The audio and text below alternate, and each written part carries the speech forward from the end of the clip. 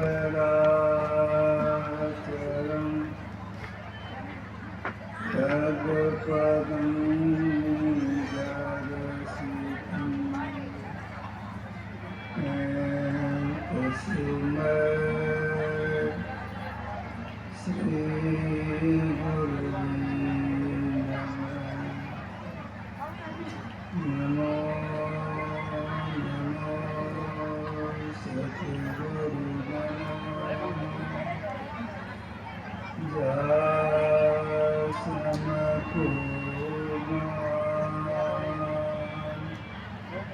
परम पुरुष होते अधिक गावै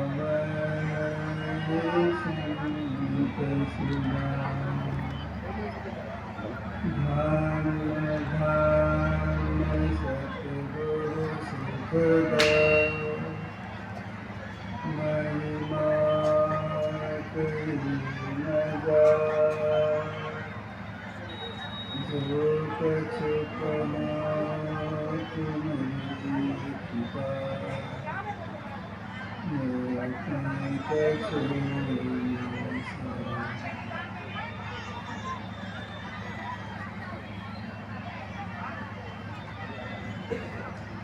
निर्मंगलमय साधु समाज धर्म प्रेमी सज्जनों माताओं एवं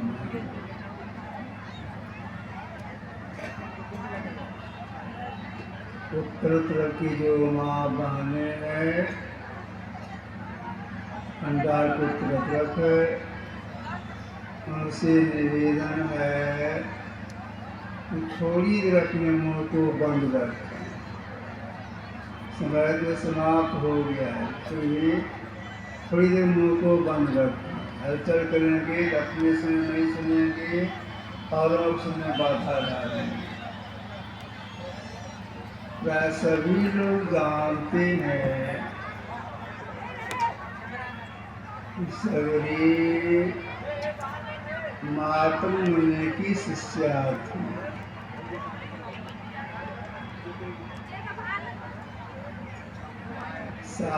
सेवा और साधना के माध्यम से सब प्रकार की भक्ति में पूर्ण हो गई थी। सकल प्रकार भगत चोरी तुम्हारा बोले। भगवान श्री राम सबरी को उपदेश नहीं दिए हैं, सबरी के माध्यम से हम संसार के लोगों को उपदेश दिए हैं। महापुरुषों का उपदेश सबके लिए होता है और सर्वकाल के लिए होता है। तो सभी के माध्यम से श्री राम ने 9 प्रकार की भक्ति की चर्चा की है। प्रथम भगत से लेकर के 5वीं भक्ति तक याद रखिएगा। ये स्थूल भक्ति है। 6ठी और 7वीं भक्ति सूक्ष्म भक्ति है। 8वीं और 9वीं भक्ति का फल है। तो भगवान श्री राम ने मासूम के माध्यम से स्थूल भक्ति करने की सलाह दी। इसका शुद्ध भक्त करने के लिए कहा। क्यों ऐसा कहा? मोटे मोटे अक्षरों को लिखे बिना महीन अक्षर लिखने शक्ति नहीं आती है। ठीक ऐसे ही मोटी भक्ति किए बिना शुद्ध करने की शक्ति नहीं आएगी। श्री भगवान राम ने प्रथम भगवती से लेकर 5 भक्त अस्तुर भक्ति की चर्चा की है। अब 6ठी भक्ति में महाराज ने महाशब्द के माध्यम से क्या कहा, सामने सट जाइए, जरा गौर से सुनिएगा। छठ दमशील मतलब दमशीलता प्राप्त करने के लिए कहा, मतलब यह हुआ हमारी इंद्रियां विषय में नहीं जाए। छठ दमशील तो हमारी इंद्रियां विषय में नहीं जाए, इसलिए क्या करना पड़ता है। ये जो हम लोगों की 2 आँखें हैं, दोनों आँखों से दृष्टि की धार निकल रही है और समांतर रेखा निकल रही है, सीधा चलती है। से हम लोग रात में ताराओं को देखकर उसके ऊपर भी देख लेते हैं। इस तरह शक्ति नहीं है, क्यों नहीं सकती है, समान रेखा में चलती है। अगर एक हो जाए, सट जाए, तो हमारी इंद्रियां विषय में नहीं जाएगी। अब ये करने के लिए क्या करना पड़ेगा। अगर कोई यह सोचे इस हार को दोनों पकड़ करके सटा देंगे, ऐसा नहीं कर सके। इसी धार में केवल लंबाई है, चौड़ाई नहीं है। अगर सट जाए तो हमारी दिशा में नहीं जाएगी।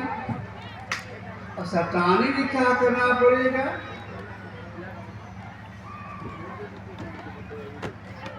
भगवान कृष्ण ने अर्जुन के माध्यम से कहा था, दिशश्चानव लोक्यन, दिशाओं को नहीं देखो तो दिशा छूट जाएगी, दमशीलता प्राप्त होगी। दिशाएं 10 हैं, पूर्व पश्चिम उत्तर दक्षिण 4, इसके चारों कोने 4 4 8, ऊपर और नीचे 8 2 10। आँख खोल के देखते हैं, सामने में कोई दिशा, आँख बंद कर लेते हैं, पूरा पश्चिम उत्तर दक्षिण चारों कोने एक छूट जाती है। मतलब 8 दिशाएं छूट गई, लेकिन ऊपर नीचे रह गई। यह भी नहीं रहे, तब से सटेगी। इसलिए क्या करना पड़ेगा। इसी के लिए गुरु के पास जाना होता है। तो एक ऐसी कला बता है देखने के लिए, जिस कला से देखने से सट जाती है, तब दमशीलता प्राप्त होती है। यही असल में ब्रह्म दीक्षा। इस ज्ञान को ठीक समझ कर जो करते हैं, समय लगा के करते हैं, करते करते अगर गुरु की दया से दिशा टिक जाती है, ठहर जाके एक हो जाती है, अब उनकी दया विषय में नहीं जाएगी।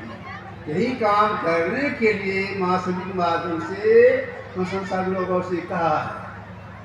लेकिन इस काम में सफलता मिल जाए, इसके लिए महाराज राम ने 2 शर्त लगाए। छठ दम से विरक्ति बहु कर्मा, पहला शर्त, कर्म कांड से अलग रहना पड़ेगा, सज्जनों धर्म को अपनाना पड़ेगा। मतलब पंचपाप का त्याग करना पड़ेगा, शास्त्र में भ्रमण करना पड़ेगा, तब इस काम में सफलता मिलेगी। आगे वर्ष राम ने सातम समोही मैं जग देखा, मौत यदि संत कर लेखा, सरसा ब्रह्ममय है। इसके लिए अब क्या करना होगा। बिनु गुरु भाई ज्ञान, गुरु का ज्ञान नहीं होगा। सरसा ब्रह्ममय हो ब्रह्ममय देखने आ जाए तो गुरु की माँ से इसके लिए नामानुसंधान करने की आज्ञा है, नामानुसंधान करना पड़ेगा।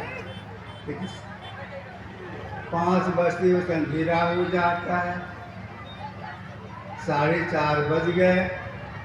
यह है ज्ञान यज्ञ। इस ज्ञान यज्ञ में जो कुछ जो प्रदान किए हैं, तन से, मन से, धन से, वचन से ही बहुत उनका संचय किए हैं। मैं उस प्रदेश से प्रार्थना करता हूँ सबका जब विकास हो, बहुत उन्नति हो। यहाँ का सब संपूर्ण हुआ। आज रविवार है, गुरु कीर्तन होगा, उसमें समय लगेगा। आरती होगी, उसमें समय लगेगा। सेवा संध्या पाठ समय हो जाएगा। हम लोग वैदिक हैं, त्रैकाल संध्या जरूर करनी चाहिए। ब्रह्मोर्त में नहाने के बाद तुरंत, सूर्यास्त होने के बाद तुरंत ऐसे काल संध्या है। इस समय जरूर ध्यान करना चाहिए। ये आप संकल्प से रखा। श्री सद्गुरु महाराज की जय। अभी आप लोग मुझे बात से आशीर्वचन सुने, जीवन में उतारेंगे, बहुत बड़ा लाभ होगा। अभी और हमारे गुरु महाराज का नियम था कि रविवार में गुरु कीर्तन होना चाहिए। और हमारे गायक बंधु जो हैं वह गुरु कीर्तन प्रस्तुत करें। सभी आदमी ताली बजाएंगे और गाएं। श्री सद्गुरु महाराज की जय।